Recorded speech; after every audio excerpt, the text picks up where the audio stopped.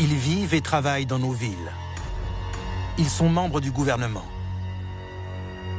Ce sont peut-être vos voisins ou les professeurs de vos enfants. Mais ils ne sont pas ceux qu'ils prétendent être. Les extraterrestres vivraient-ils parmi nous? J'en ai tué 2. Oui, ils sont mortels. Ils peuvent mourir. De l'apparition d'extraterrestres dans les rues de Los Angeles à la découverte d'un laboratoire secret où les humains ne mènent pas des expériences, mais en sont l'objet.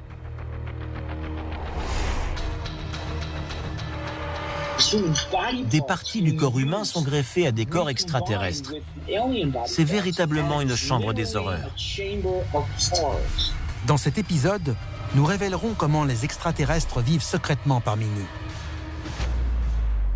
Vous découvrirez une interview inédite d'une femme qui prétend être capable d'entrer en contact avec les extraterrestres. Bonjour, nous sommes les Acturiens. Aujourd'hui, nous vous dévoilons tous les secrets des extraterrestres vivant parmi nous.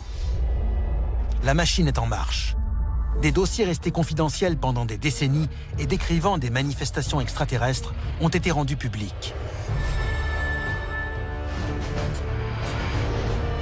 Nous allons révéler le contenu de ces documents et découvrir ce que le gouvernement américain voulait cacher. C'est à suivre dans Alien Files, l'émission qui perce à jour les plus grands secrets de la planète Terre. Cusco au Pérou. Cette ville au beau milieu des Andes était autrefois la capitale de l'Empire Inca. À la fin des années 1990, des archéologues font une découverte extraordinaire en fouillant ces ruines. Des crânes n'appartenant à aucun groupe ethnique connu. Leur taille et leur forme correspondent aux descriptions d'extraterrestres faites par des témoins visuels.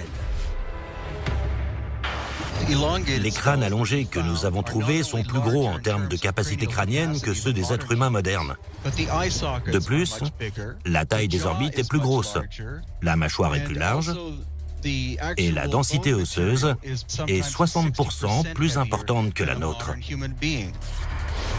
Cela serait-il la preuve que des extraterrestres auraient vécu et seraient morts sur Terre?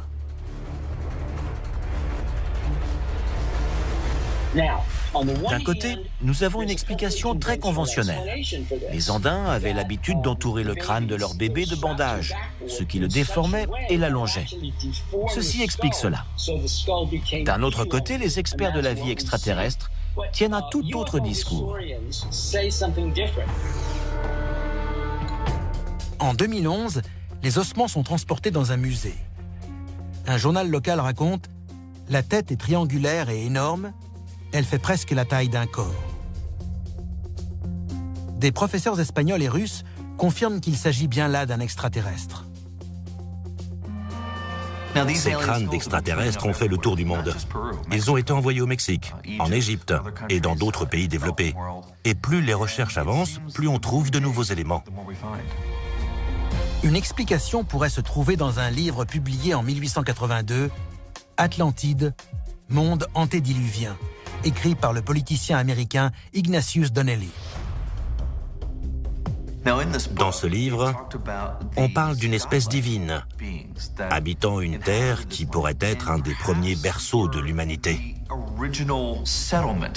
La question est, ces dieux pourraient-ils être des extraterrestres? Le livre explique qu'avant que l'Atlantide ne soit engloutie, ses dirigeants sont partis pour l'Égypte, le Mexique et le Pérou, dans le but de conquérir ces terres.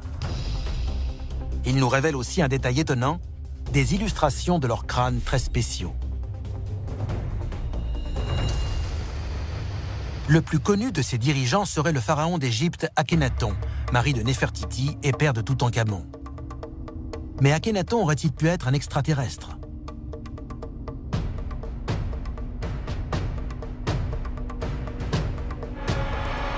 Si vous observez le crâne du pharaon égyptien Akhénaton, vous verrez qu'il est déformé, très allongé.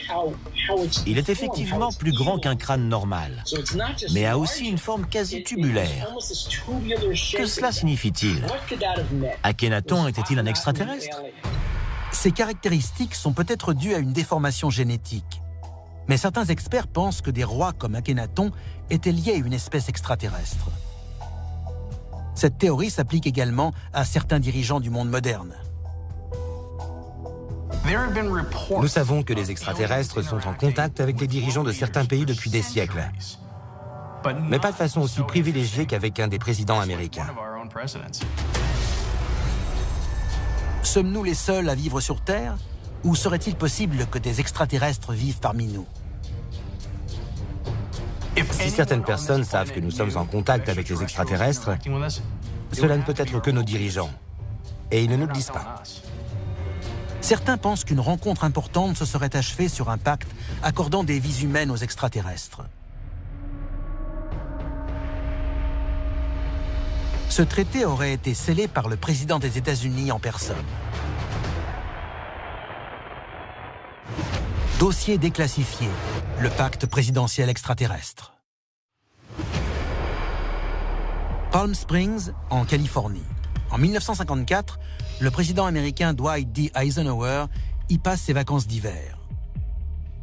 Pendant son séjour, il disparaît mystérieusement la nuit du 20 février, déclenchant ainsi une tempête de spéculation médiatique. Des années plus tard, certains témoins affirment que cette nuit-là, Eisenhower a visité la base militaire d'Edwards, où il aurait rencontré des extraterrestres.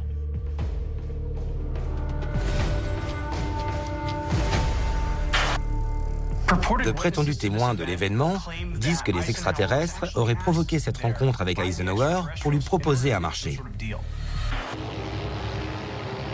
Les extraterrestres que l'on a dit présents à ce rendez-vous sont connus des experts sous le nom de Pléiadiens.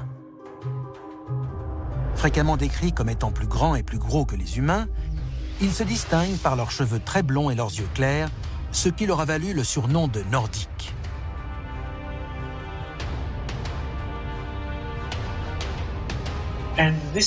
Lors de cette rencontre, les extraterrestres ont tout fait pour convaincre le gouvernement américain de ne pas poursuivre le développement d'armes thermonucléaires.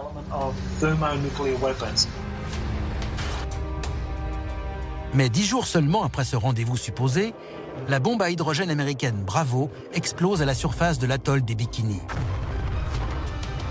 Aucun traité en faveur de l'arrêt des essais nucléaires ne semble avoir été conclu.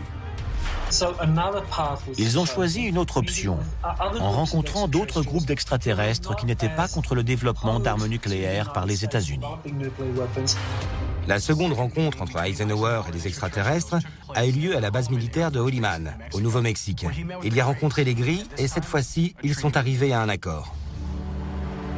Les termes de cet accord.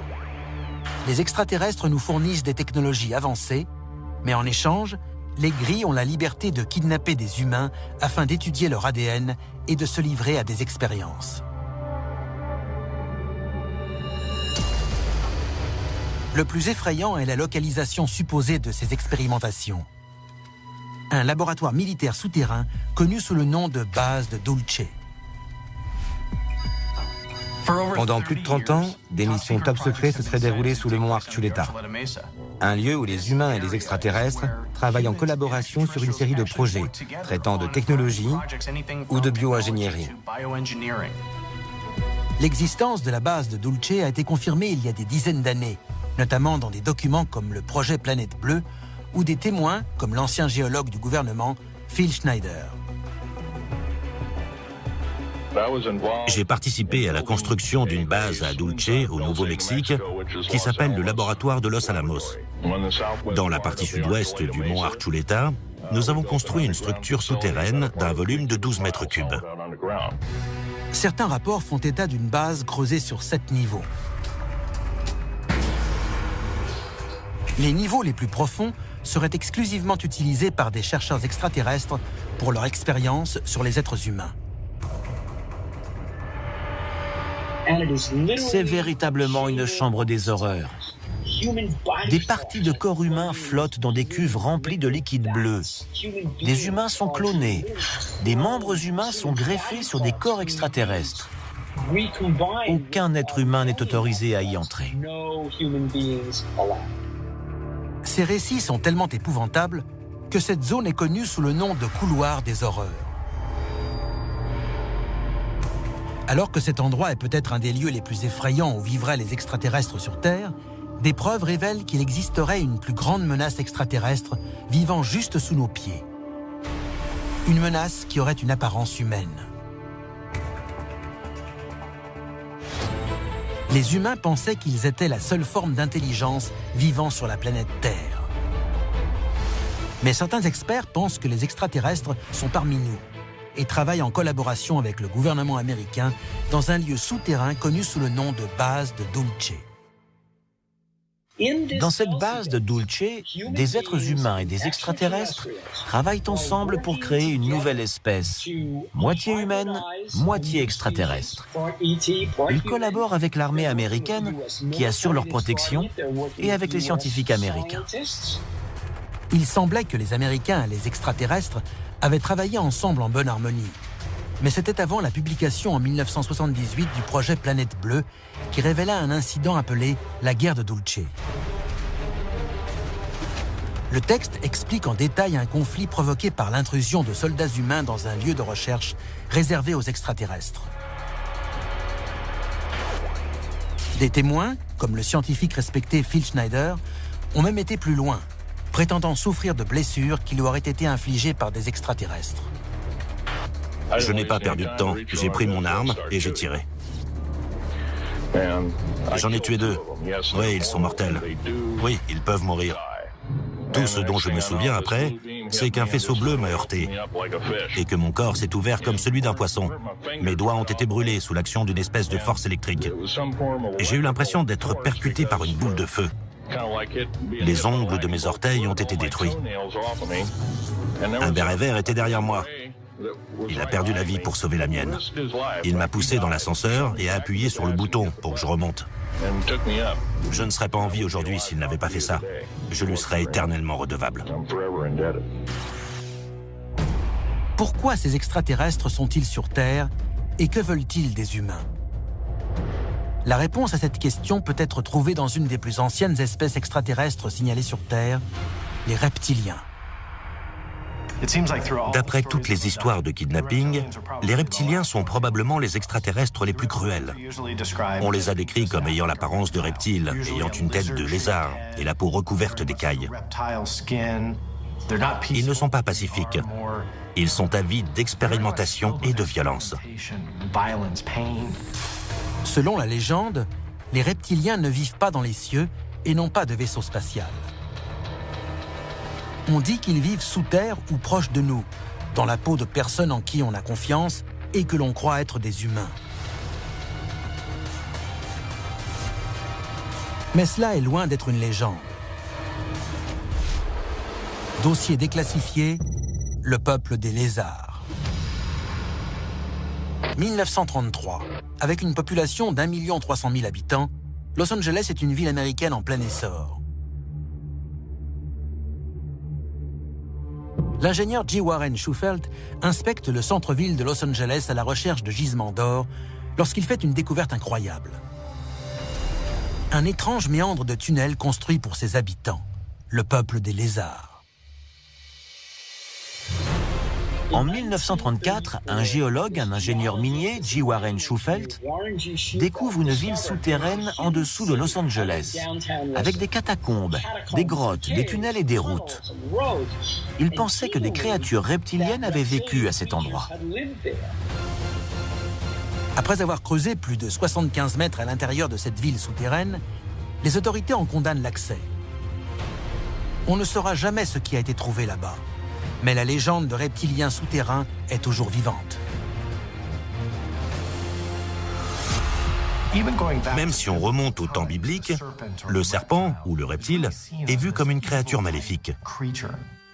Certaines anciennes civilisations ne décrivent pas seulement leur apparence et nature sinistre, mais aussi leurs pouvoirs spéciaux, bien plus puissants que ceux de toute autre espèce extraterrestre. Ce dont on est certain, c'est que les reptiliens ont la capacité de changer d'apparence.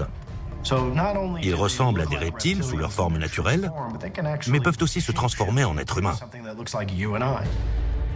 Si cela est exact, qui sait quels postes importants ou positions d'influence ont-ils occupés, ou occupent-ils encore? Certains en viennent même à dire que des membres de la famille royale, des responsables politiques ou des membres de l'élite mondiale seraient des reptiliens. Ils prendraient une forme humaine, mais de temps en temps, ils baisseraient leur garde et auraient des comportements qui trahiraient leur véritable identité.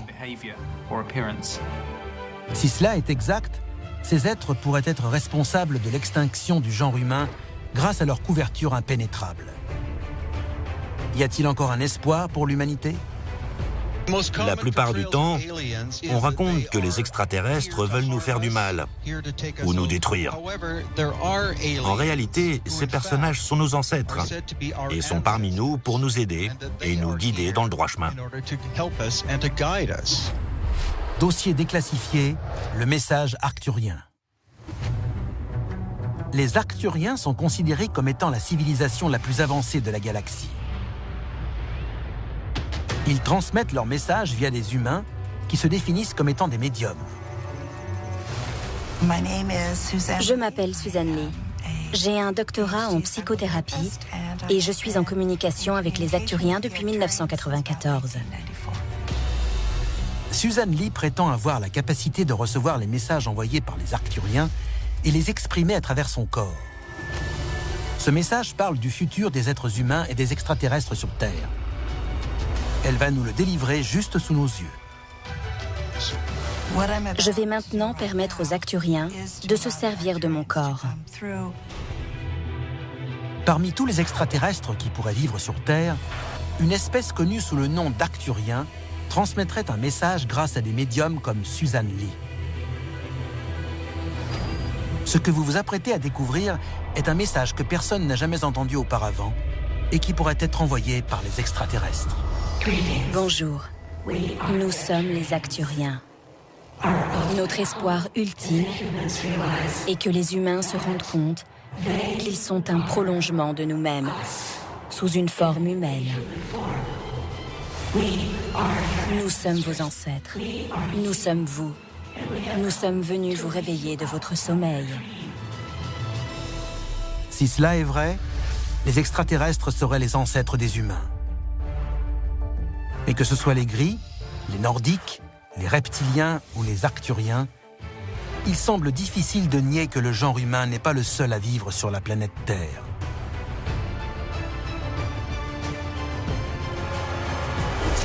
C'était Alien Files, l'émission qui perce à jour les plus grands secrets de la planète Terre.